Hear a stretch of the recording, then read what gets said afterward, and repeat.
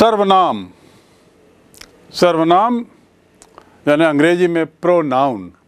Pronoun सर्वनाम क्या है, हम लोग बहुत पहले से पढ़ते आ रहे हैं। सर्वनाम वे शब्द जो संज्ञा के बदले में उसको इंगित करने के लिए प्रयोग में आते हैं। संज्ञा के बदले में संज्ञा को इंगित करने के लिए, संज्ञा को ही बताने के लिए प्रयोग में आते हैं। उदाहरण के लिए, राम बाजार गया, वह जल्दी आ जाएगा। राम के बदले मैंने दूसरी बार क्या शब्द का उपयोग किया? वह। तो वह जो है वो सर्वनाम है। राम बाजार गया, राम जल्दी आ जाएगा। बार बार राम ना बोल करके पहली बार संज्ञा और दूसरी बार उसके बदले में। तो सर्वनाम संज्ञा के बदले में, संज्ञा के लिए उपयोग किए जाने वाला शब्द, अंग्रेजी में उसे प्रोनाउन कहते हैं। हम प्रोनाउन का अर्थ थोड़ा समझ लें। नाउन और प्रोनाउन, उसके पहले प्रो लगा। प्रो यानी के बदले। के बदले का मैंने अर्थ प्रो बताया, वैसे प्रो का कुछ और अर्थ भी है। प्रो मतलब के पक्ष में। आई एम प्रो गांधी, मेरा झुकाव गांधी की ओर है। आई एम एंटी कम्युनिस्ट, मैं कम्युनिज्म के खिलाफ हूँ। तो प्रो का उल्टा हुआ एंटी। प्रो यानी झुकाव होना, एंटी माने उसके विरोध में होना। एक तो ये अर्थ हुआ। दूसरा अर्थ प्रो का जो यहाँ पर है वह है के बदले, यानी संज्ञा के बदले। प्रोनाउन, संज्ञा के बदले। तो के यहाँ पर अर्थ ले रहे हैं के बदले। उदाहरण के लिए हम बोलते हैं pro vice chancellor. Vice chancellor यानी विश्वविद्यालय के जो उपकुलपति होते हैं उनको वाइस चांसलर बोलते हैं। प्रो वाइस चांसलर यानी वाइस चांसलर के बदले में काम करने वाले। Pro tem speaker, pro tem speaker. Lok Sabha या विधानसभा में जब सभी सदस्य बिल्कुल नई लोकसभा के लिए चुन के आते हैं, बिल्कुल नई लोकसभा के लिए, तो उस नई लोकसभा का जब पहले दिन उसकी बैठक होती है तो 545 सदस्य लोकसभा में रहते हैं। ये 545 सदस्यों की बैठक को संचालित कौन करेगा पहले दिन? सभी तो सांसद हैं, तो अध्यक्ष तो अभी कोई है नहीं। तो अध्यक्ष के चुनाव के पहले उन 545 लोगों में जो सबसे सीनियर रहता है, जो सबसे लंबे काल तक लोकसभा में जिसने सेवा दी है सांसद के नाते, उसे अपने आप उस दिन अध्यक्ष बना दिया जाता है। उस दिन का अध्यक्ष, यानी वह केवल उस दिन के लिए रहता है। अध्यक्ष, परमानेंट अध्यक्ष के बदले एक टेम्पररी अध्यक्ष केवल एक दिन के लिए, जो उस दिन के कार्य को संचालित करता है और अध्यक्ष का, परमानेंट अध्यक्ष का, स्थायी अध्यक्ष का चुनाव करवाता है। तो वो टेम्पररी स्पीकर रहता है। और pro temporary speaker, pro tem speaker मतलब स्पीकर के बदले में अस्थायी स्पीकर का कार्य करने वाला। तो प्रो का अर्थ यहाँ हो गया के बदले। तो सर्वनाम अंग्रेजी में उसे प्रोनाउन कहते हैं। प्रोनाउन मतलब नाउन के बदले में आने वाला शब्द। ये तो हो गई उसकी व्युत्पत्ति, शब्द की व्युत्पत्ति कि प्रोनाउन शब्द कैसे बना। अब प्रोनाउन के हमने कुछ नियम सीखे, प्रोनाउन बनाने के, प्रोनाउन के उपयोग के। चलिए अब हम और उनके उपयोगों को जानते हैं, उसकी बारीकियों पे और चलते हैं, गहराई में और जाते हैं। उनके नियमों की जब हम बात कर रहे थे कुछ देर पहले, तो अब हम आते हैं अगले नियम पर कि बाद में आने वाली संज्ञा या सर्वनाम, बाद में आने वाली संज्ञा या सर्वनाम पर बल देने के लिए इट का उपयोग होता है। मैं इट की बात करूंगा सबसे पहले, क्योंकि कुछ देर पहले मैंने न्यूटर जेंडर के रूप में इट के बारे में आपको बताया है। इट जो है न्यूटर जेंडर है। और न्यूटर क्या है? NEUTRE, नपुंसक लिंग। न वो पुल्लिंग है न स्त्रीलिंग है, और सामान्यतया निर्जीव वस्तुओं के लिए इसका उपयोग होता है। तो यहाँ इट के उपयोग के बारे में जो नियम है वो है संज्ञा बाद में आने वाली संज्ञा। यदि 2-3 संज्ञाएं हैं तो सबसे आखिरी में जो संज्ञा आई या सर्वनाम आया उसके बदले युक्त करते हैं। जैसे it was you who began the quarrel, it was you who began the quarrel. It किसके लिए आया है? यू के लिए।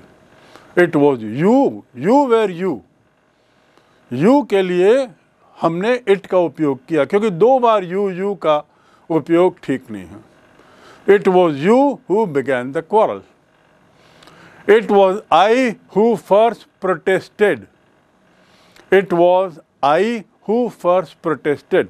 देखिए इट से वाक्य शुरू हो रहा है, और जब इट से वाक्य शुरू होता है तो वो इट जो है किसी संज्ञा बाद में आने वाली संज्ञा है सर्वनाम के लिए। बाद में कौन सी संज्ञा आ रही है यहाँ पर?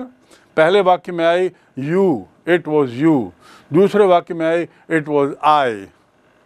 तीसरे वाक्य में हम देखें it was Delhi, it was Delhi, या it was at Delhi that treaty was signed, it was at Delhi that treaty was signed. Delhi के बदले पहले क्या ले लिया हमने? एक सर्वनाम। कौन सा? It, neuter gender. उसी प्रकार अगला है व्यक्ति से संबंध न रखने वाले भाववाचक जो होते हैं। भाववाचक क्रिया के अनिश्चित कर्ता, जिसे हम इनडेफिनेट नॉमिनेशन, इनडेफिनेट हम केस कहते हैं, नॉमिनेटिव केस, उसके लिए भी उपयोग होता है। नॉमिनेटिव केस क्या है, इसकी चर्चा मैं पूर्व में कर चुका हूँ। डेफिनेट इनडेफिनेट की चर्चा मैं पूर्व में कर चुका हूँ, कृपया उसको फिर से रेफर करें और अपने को स्पष्ट करें कि भाववाचक क्या है। भाववाचक क्रिया व्यक्ति से संबंध न रखने वाले, उसके लिए भी हम उपयोग करते हैं। जैसे इट रेन्स, क्रिया है। रेन क्या है? टू रेन मतलब पानी गिरना, वर्षा होना, बरसात होना। It rains, it is raining, पानी गिर रहा है। इट इज भाववाचक संज्ञा।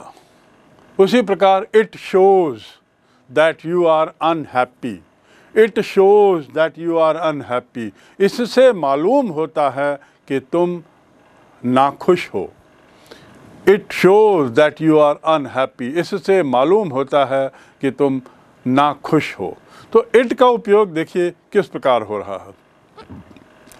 ऐसे ही यहाँ जो हमने उपयोग किया इट रेन्स और इट शोज, यहाँ इट सर्वनाम किसी संज्ञा के स्थान पे प्रयुक्त नहीं हुआ है। आप देखेंगे यहाँ संज्ञा नहीं है। रेन्स क्रिया हो गई, शोज क्रिया हो गया। इट स्नोज भी बोले, पानी बर्फ गिरता है। It snows in Shimla during winter, Shimla में ठंड में बर्फ गिरती है। इट स्नोज, टू स्नो माने बर्फ गिरना। तो यहाँ पे संज्ञा कहाँ है? तो यहाँ जो इट सर्वनाम है वो संज्ञा के बदले उसका उपयोग नहीं हुआ है, यदि कर्ता की पूर्ति की जा सकती है। अतः इसे हम क्या कह सकते हैं? रेंज का तात्पर्य है the rain rains, the snow snows, the thunder thunders. यही तो है ना। द थंडर क्या करता है? थंडर्स। तो हम द थंडर थंडर्स ना बोल करके हम क्या बोलते हैं? It thunder's. The snow snows, बर्फ गिर रही है तो बर्फ बन रही है। 2 बार बर्फ ना बोल करके हम बोलते हैं इट स्नोज, यानी क्रिया बना लिया। ऐसे ही जो पहला वाला मैंने वाक्य बताया इट रेन्स, रेन रेन्स मतलब क्या हुआ? The rain rains. The rain जो है वो रेन ही करेगा, पानी ही गिरेगा। इसलिए हम उसको एक ही बार में इट उपयोग के साथ एक रेन को हटा देते हैं। ऐसे जो प्रयुक्त होने वाला इट जो है इस तरीके से जिसको हम उपयोग करते हैं, it rains, it snows, it shows, it thunders, ये भाववाचक सर्वनाम कहलाते हैं। इम्पर्सनल साथ ही यहाँ क्रिया भी जो है वो भाववाचक है, स्नोज, थंडर्स। सो इस प्रकार ये हमने अगला उपयोग इट का जाना कि इट का उपयोग हम भाववाचक सर्वनाम के रूप में कैसे करते हैं। उसके बाद हम इट का उपयोग, अगला जो बिंदु है वो मौसम या समय के बारे में भी करते हैं। इट इज़ 7 o'clock बोलते हैं ना, इट इज़ 7 o'clock, अभी 7 बजा है। तो इट किसके बदले आया है? 7 o'clock के बदले। दो बार बोलने के बदले एक ही बार बोल दिया, इट इज़ 7 o'clock। अभी 7 बजे 7 बजा है, ऐसा बोलना है। अभी 7 बजे 7 बजा है, अभी ठंड में ठंड है। तो ऐसा 2 बार ना करके it is winter, it is 7 o'clock, it is fine, ये अच्छा है, सब ठीक है, इट्स फाइन, नहीं सब ठीक है। इट का उपयोग कैसे हो रहा है? तो मौसम या समय के लिए भी करते हैं। अगला देखिए, संज्ञा के स्थान पर पर्सनल प्रोनाउन का उपयोग करते हैं, ये तो आप जानते हैं। संज्ञा के स्थान पर पर्सनल प्रोनाउन, जो पहला रूल था उसको यहाँ मैं बता रहा हूँ कि संज्ञा के स्थान पर उसका प्रयोग करते हैं। और इसलिए वचन, लिंग और पुरुष भी उसी संज्ञा का होना चाहिए जिसके स्थान पर इसका उपयोग हुआ है। ये ख्याल रखेंगे। वचन, एक वचन, बहुवचन। संज्ञा यदि एक वचन है तो सर्वनाम भी एक वचन होगा। संज्ञा यदि बहुवचन है तो सर्वनाम भी बहुवचन होगा। संज्ञा यदि स्त्रीलिंग है तो सर्वनाम भी स्त्रीलिंग होगा। संज्ञा यदि पुल्लिंग है तो सर्वनाम भी पुल्लिंग होगा। संज्ञा यदि फर्स्ट पर्सन में है तो सर्वनाम भी फर्स्ट पर्सन। संज्ञा सेकंड पर्सन में तो सर्वनाम सेकंड पर्सन, या थर्ड पर्सन में संज्ञा तो सर्वनाम भी थर्ड पर्सन। उदाहरण के लिए, Ram is a kind boy. Ram is a kind boy. Ram क्या है? एक वचन है। जेंडर क्या है? मैस्कुलिन। आगे यदि मेरे को वाक्य बनाना है, राम एक अच्छा लड़का है, राम ने अपनी साइकिल गोविंद को दी है। तो Ram is a kind boy, Ram has given his cycle to Govind. 2 बार राम के बदले अब हम क्या यूज करेंगे? इट तो कर नहीं सकते क्योंकि ये जीवित प्राणी है, सजीव है। तो और एक वचन है, तो एक वचन के लिए क्या सर्वनाम है? ही है या शी है। और राम स्त्रीलिंग है कि पुल्लिंग है? राम है पुल्लिंग। पुल्लिंग के लिए अंग्रेजी में ही का उपयोग होता है। तो हम क्या बोलेंगे? Ram is a kind boy. Ram एक अच्छा लड़का है, दयालु लड़का है। He has given his cycle. He has, he याद रखेंगे, ही आएगा। जैसा एक वचन वैसा ही उसका सर्वनाम एक वचन। संज्ञा बहुवचन तो सर्वनाम बहुवचन। अगला देखिए, Sita helps her mother. Sita does her lesson also. Sita helps her mother. Sita does her lessons also. वो अपनी पढ़ाई भी करती है। वो शब्द के लिए क्या आता है अंग्रेजी में? ही या शी। अब सीता लड़की का नाम है कि लड़के का नाम? लड़की का नाम। तो यहाँ पे ही आएगा कि she. She. Sita helps her mother. She also does her lesson. यहाँ शी आया। अगला वाक्य देखिए, those beggars are idol.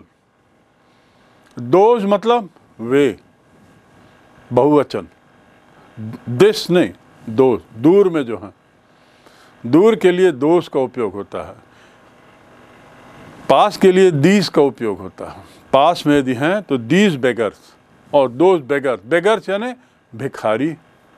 Beggars यानी भिखारी। Those beggars are idle. Idle मतलब निकम्मे, बेगार, बेकाम, अलाल। दोज बेगर्स आर आइडल, खाली हैं। ये भिखारी सब खाली हैं, निकम्मे हैं। वो भिखारी, और वो का मतलब बहुवचन है। उन्हें काम करना चाहिए। ये भिखारी सब खाली हैं, उन्हें काम करना चाहिए। तो उन्हें एक भिखारी के लिए है कि बहुत सारे भिखारियों के लिए है? बहुत सारे भिखारियों के लिए है। तो हम बोलेंगे those beggars are idle, they must work. He का बहुवचन क्या हो गया? दे मस्ट वर्क, उन्हें काम करना चाहिए। दूसरे शब्दों में संज्ञा जिस रूप में है सर्वनाम भी उसी का रूप लेगा।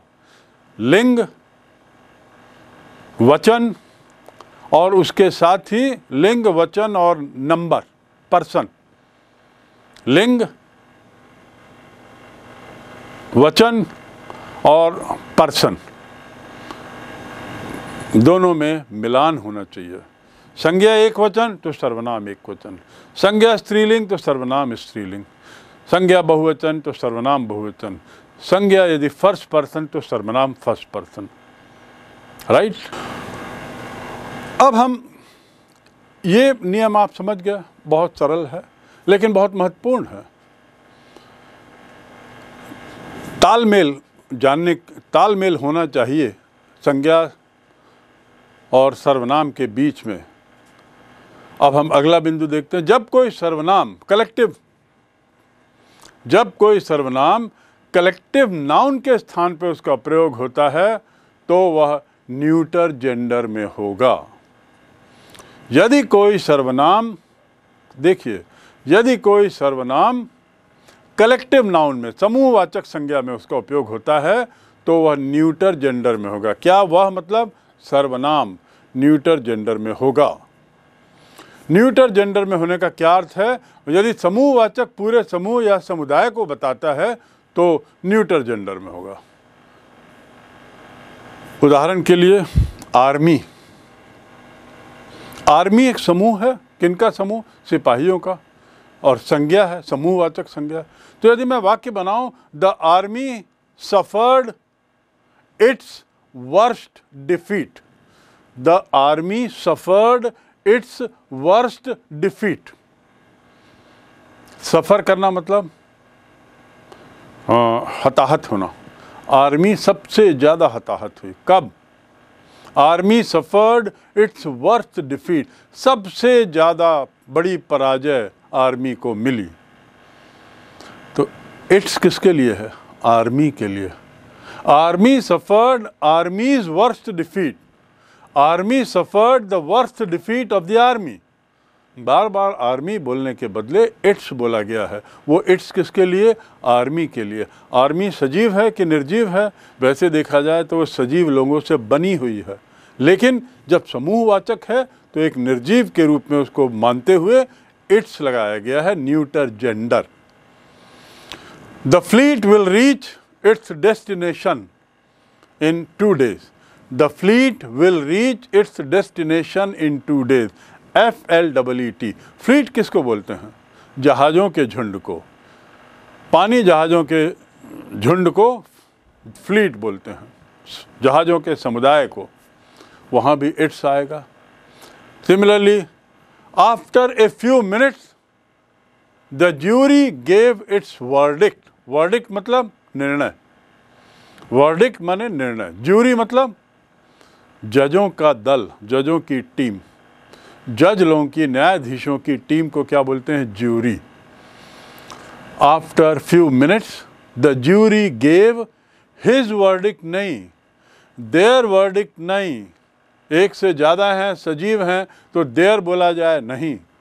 ज्यूरी में कई लोग रहते हैं, एक से ज़्यादा रहते हैं, तो इसका मतलब ये नहीं कि बहुवचन बना दिया जाए। ज्यूरी में सब पुरुष हैं, इसका मतलब ये नहीं कि उसे पुल्लिंग के रूप में देखा जाए, नहीं। ज्यूरी एक समुदाय हो गया। किनका समुदाय? न्यायाधीशों का। और जब समुदाय होता है, कलेक्टिव नाउन होता है, तो वो क्या बन जाता है? Neuter gender. Collective noun neuter gender हो जाता है। राइट। तो यहां पर आ जाएगा, after a few minutes the jury gave it's verdict, it's verdict. Right. Next, यदि समूहवाचक संज्ञा पूरे समूह के व्यक्तियों का अलग से बोध कराए तो सर्वनाम बहुवचन में होगा। यदि समूहवाचक संज्ञा पूरे समूह के व्यक्तियों का अलग से बोध कराए तो सर्वनाम जो है वो बहुवचन में हो जाएगा। जैसे सर्वनाम यहाँ ज्यूरी के लिए इट्स यूज़ किया, वहाँ पे हमने एक सिंगल ग्रुप के लिए, लेकिन यदि हम ज्यूरी को एक अलग से बोध कराएं तो वहाँ पर अलग से बोध कैसे होता है पहले तो ये जान लें। ज्यूरी में 5 जज हैं, मान लीजिए 3 जज ने एक निर्णय दिया, 2 जज ने एक निर्णय दिया, 3 जजों का ओपिनियन एक है, 2 जजों का ओपिनियन एक है, तो अब क्या होगा?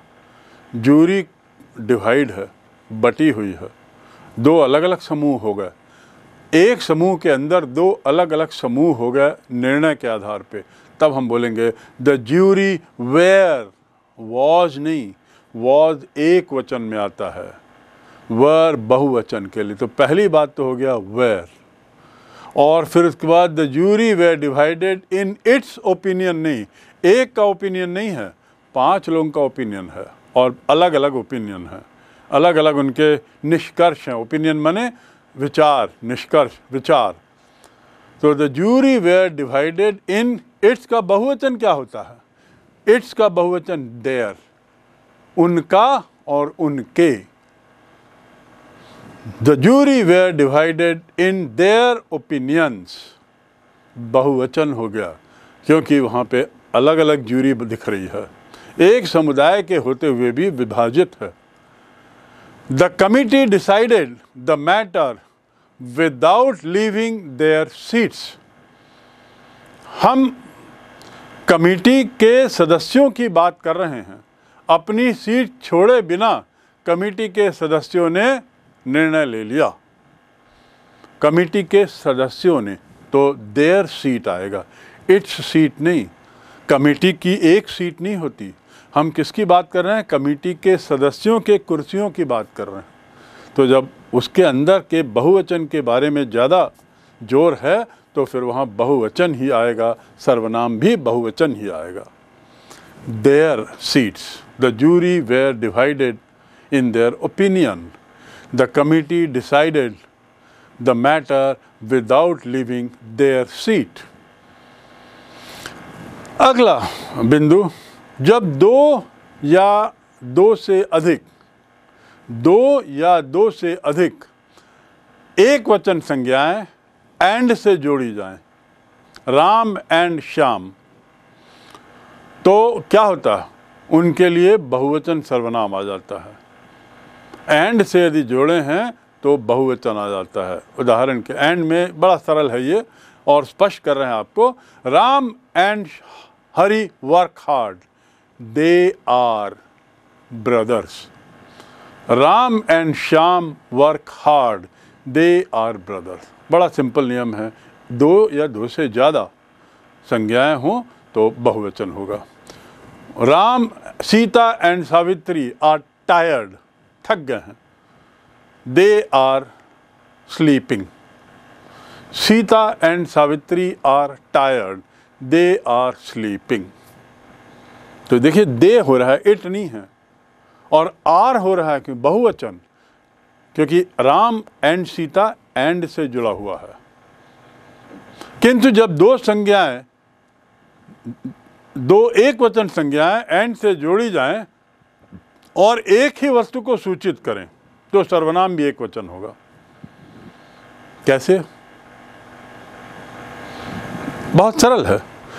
2 संज्ञाएं एंड से जोड़ी जाएं लेकिन वो दोनों संज्ञाएं एक ही व्यक्ति को बताती हैं तो सर्वनाम भी एक ही होगा क्योंकि व्यक्ति एक है। ऐसा होता है कि ऐसी स्थिति बताइए जब 2 संज्ञाएं एक ही व्यक्ति के लिए हों। द सेक्रेटरी एंड ट्रेजरर, एक स्कूल में सामान्यतः प्रिंसिपल ही स्कूल की मैनेजिंग कमेटी का सेक्रेटरी होता है।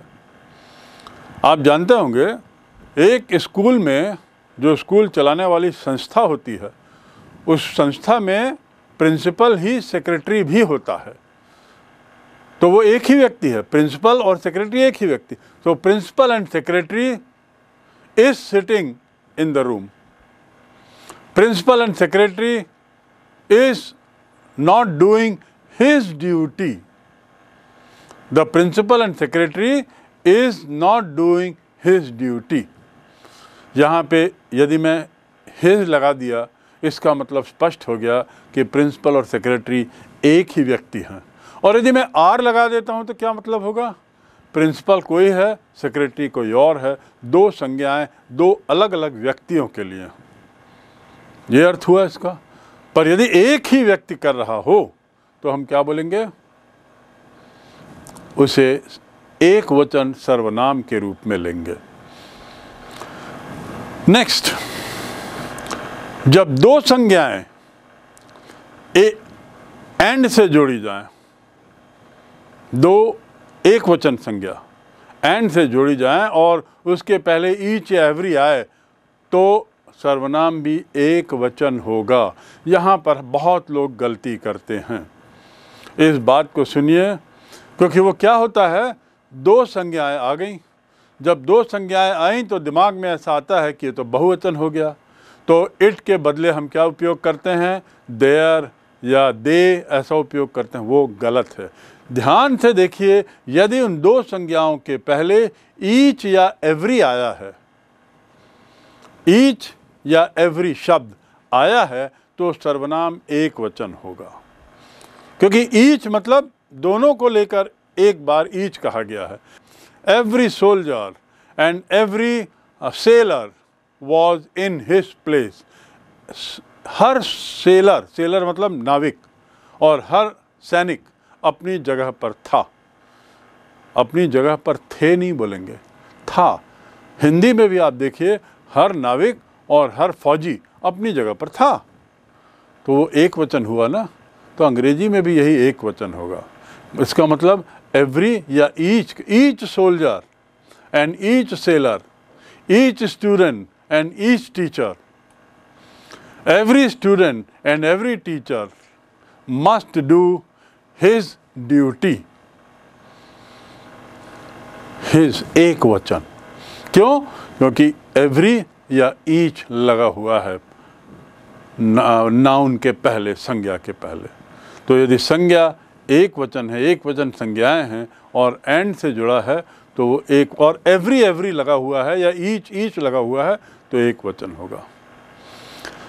अब एक थोड़ा सा मैं कहूँगा कठिन तो नहीं, पर थोड़ा सा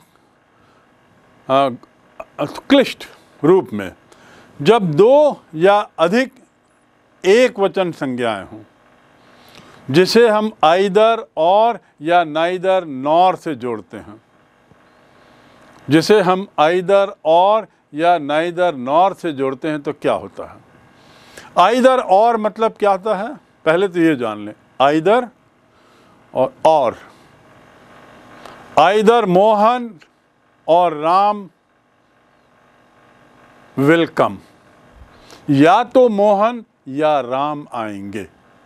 अभी मैं सर्वनाम की चर्चा नहीं कर रहा हूं, अभी मैं केवल आपको आइदर और का उपयोग बता रहा हूं। या तो राम आएगा या श्याम आएगा, या तो मैं जाऊंगा या तुम जाओगे, या तो बहुत गर्मी होगी या जम के पानी गिरेगा। तो ये या तो जो शब्द है उसके लिए अंग्रेजी में क्या है? आइदर और मने या, और आइदर मतलब भरिया। या तो पानी गिरेगा या बिजली कड़केगी, या तुम आओगे या तुम नहीं आओगे। आइदर यू विल कम और यू विल नॉट कम। ये तो हो गया आइदर और। अब नाइदर नॉर क्या है? ना तुम आओगे ना वो आएगा, ना मोहन आएगा ना सोहन आएगा। मैं किसी को भी नहीं चाहता कोई आए, ना राम सोएगा ना श्याम सोएगा। इस बैट से ना तो तुम खेलोगे ना तुम खेलोगे, ये वाली कार ना तुम चलाओगे ना तुम चलाओगे। तो ना तुम ना वो ना दो बार यदि आता है तो उसके लिए neither nor, neither you nor he will come. मैं पुनः दोहरा दूं, अभी सर्वनाम की चर्चा नहीं कर रहा हूं मैं, अभी केवल आपको आइदर और और नाइदर नॉर का उपयोग बता रहा हूँ। आइदर और मतलब या तो, नाइदर नॉर मतलब ना वो ना, नाइदर नॉर मतलब ना तो मोहन आएगा ना सोहन आएगा, ना ही मोहन जाएगा ना सोहन जाएगा। दोनों चले जाते हैं पापा हम लोग बम्बई, ना मोहन जाएगा ना सोहन जाएगा, तुम लोग झगड़ रहे हो, दोनों ही नहीं जाओगे। Neither Mohan nor Sohan will go. अब हम इसके उपयोग पे आते हैं। आइदर और, नाइदर नॉर और। राम और Hari must do his work, their work नहीं।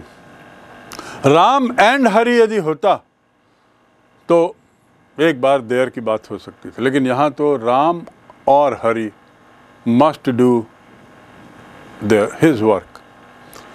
आइदर सीता और Gita forgot to take her parcel. Either Sita और Gita forgot to take their books, forgot to take her book. There नहीं होगा। Either सीता और, या तो सीता भूल गई या गीता भूल गई अपनी किताब ले जाना। एक भूला है, भूलने वाला कोई एक है, उसमें संभावना एक की है क्योंकि किताब एक रखी है, तो एक वचन ही होगा। और एक वचन में क्या होगा? देयर नहीं आएगा, बहुवचन नहीं होगा, हर होगा, क्योंकि वो लड़की है, एक वचन है, तो इसलिए हर होगा। आइदर सीता और Gita have forgotten her books. Neither Abdul nor Karim has done his work. Neither Abdul nor Karim has done his work. Has done his work, क्यों हिज क्यों हुआ? हिज क्या है? एक वचन। हिज सर्वनाम है, एक वचन है और पुल्लिंग है। हिज पुल्लिंग के लिए होता है, स्त्रीलिंग के लिए क्या होता है? हर। तो एक वचन पुल्लिंग, करीम एक वचन है, पुल्लिंग है, अब्दुल एक वचन है, पुल्लिंग है, और बोला क्या जा रहा है? ना तो अब्दुल आएगा ना तो करीम आएगा। Neither Abdul nor Karim will come, ना अब्दुल आएगा ना करीम आएगा।